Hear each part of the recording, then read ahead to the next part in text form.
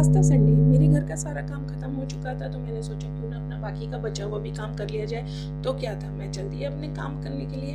Hello guys, जय श्री श्याम, कैसे हैं आप सभी? उम्मीद करती हूँ सभी बिल्कुल ठीक होंगे। तो मुझे जाना था अपने ससुराल, क्योंकि मैं एक वर्किंग वूमन हूँ। मुझे इतना टाइम नहीं मिल पाता कि मैं रेगुलरली जाके वहाँ पे अपने फ्लोर की क्लीनिंग कर पाऊँ, लेकिन जब भी मुझे टाइम मिलता है मैं हमेशा जाती हूँ। अब क्योंकि होली आ रही है, मुझे वहाँ पे देवता भी पूजने हैं, होली भी पूजनी थी, तो इसलिए मुझे फ्लोर की क्लीनिंग करने जाने थे ताकि कुछ काम मेरा कम हो सके। तो हम लोग निकल पड़े। अब मैं ससुराल जा रही थी तो मैंने सर पे पल्ला कैरी करा था। मैं जब भी अपने ससुराल जाती हूँ हमेशा अपने सर पे पल्ला कैरी करती हूँ, और जब मैं सर पे पल्ला कैरी करती हूँ तो मेरे हस्बैंड एक प्यारा सा कॉम्प्लीमेंट देते हैं कि आज लग रही है तो मेरी बहू।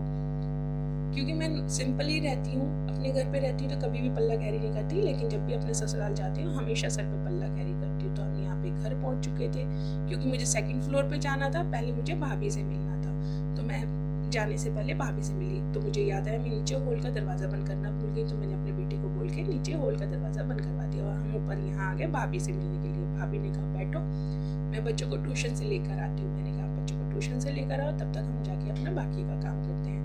हम जब ऊपर पहुंचे तो ऊपर का नज़ारा कुछ ऐसा था।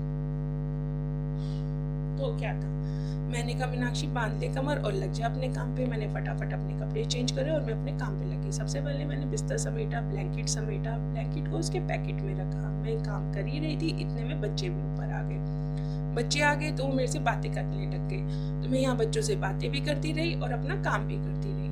क्योंकि एक दिन पहले ही मेरे जेठ जी और जेठानी जी की 14 वेडिंग एनिवर्सरी गई थी। उनकी बेटी को उनको कुछ गिफ्ट करना था, तो वो मेरे से सजेशन मांग रहा था कि चाची मैं क्या गिफ्ट करूं। तो मैंने उसको बोला कि बेटा पहले आप मुझे अपना बजट बताओ, उसके बाद मैं आपको सजेशन देती हूँ। तो उसने मुझे अपना बजट बताया, तो मैंने उसको बोला आप अपनी मम्मी को प्यारा सा सूट और बैंगल्स गिफ्ट करो, उनको बहुत पसंद आएंगे। अब बेटा कुछ गिफ्ट करे और माँ को पसंद ना आए, ऐसा हो ही नहीं सकता। उसने कहा ठीक है, लेकिन मुझे आता नहीं, आप थोड़ा सा हेल्प कर देना। मैंने कहा ठीक है, आप वहाँ पे जाके मुझे कॉल करना, चॉइस आपकी होगी, मैं आपको थोड़ा सा गाइड कर दूँगी। तो मैं यहाँ बच्चों से बातें भी कर रही थी और मैं अपना बाकी का काम भी खत्म करती जा रही थी। इतना ज़्यादा मैच था कि पूछो मत, समझ नहीं आ रहा था कहाँ से शुरू करूँ कहाँ खत्म करूँ, लेकिन मैं लगी रही, कभी इस कोने में, कभी उस कोने में, कभी सोफे पे, कभी बेड पे, कभी फ्रिज के कोने में, कभी मंदिर में। यहाँ पे मेरा बेटा फुल मस्ती के मूड में था, अपने भैया को गाना गा के सुना रहा था, मैं हूँ जान, मैं हूँ सबसे ताकतवर। मेरे बेटे को डोरेमोन, टीटू, चीकू बंटी कार्टून बहुत पसंद है, तो अक्सर वो उनकी नकल भी करता रहता है और उनके सॉन्ग्स भी गाता रहता है। यहाँ मैं किचन की क्लीनिंग करने आ गई थी। किचन का हाल कुछ ऐसा था, और जब मैं लग गई तो लगी ही गई अपने काम पे। मैंने कहा काम तो खत्म करना ही है, काम खत्म करे बगैर तो मैं जाऊंगी नहीं। जिस काम से आई हूँ तो काम पूरा करके जाऊंगी।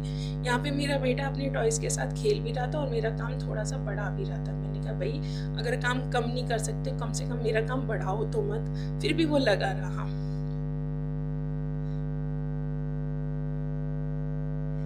यहाँ पे मैं छत क्लीन करने लग गई तो वो भी मेरी हेल्प करने आ गया। तो उसका भैया उससे कहने लग गया यहाँ पे तू हेल्प कर रहा है कि बैट बॉल खेल रहा है झाड़ू के साथ। तो मैंने उसको बोला बेटा आप रहने दो, मैं मैनेज कर लूँगी, वरना आपकी आंखों में कोई मिट्टी विट्टी चलेगी तो परेशान हो जाओगे। तो मैंने फटाफट झाड़ू मारी, मैं पोछे में लगी। पहले मैंने एक कमरे का पोछा खत्म करा, क्योंकि एक एक चीज़ हटा के मुझे पोछा मारना था, क्योंकि बहुत ज़्यादा गंदा था। तो पोछा मारने से साफ हो गया, बिल्कुल क्लीन हो गया था रूम। फिर मैंने मंदिर क्लीन करा और अपना दूसरा रूम करा। मैं यहाँ पे अपना काम पूरा कर ही रही थी कि इतने में भाभी भी ऊपर आ गई, क्योंकि बच्चे भी ऊपर ही थे।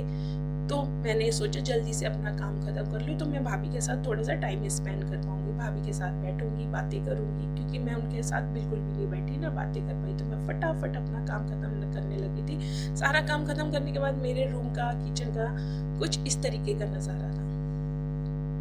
हम लोगों ने काफ़ी देर बैठ के बातें करी, फिर मुझे घर भी आना था।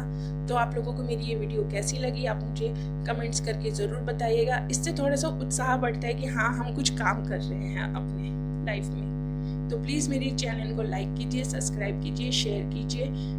अपना ध्यान रखिए। मिलते हैं आप लोगों से नेक्स्ट वीडियो में। जय शनिदेव।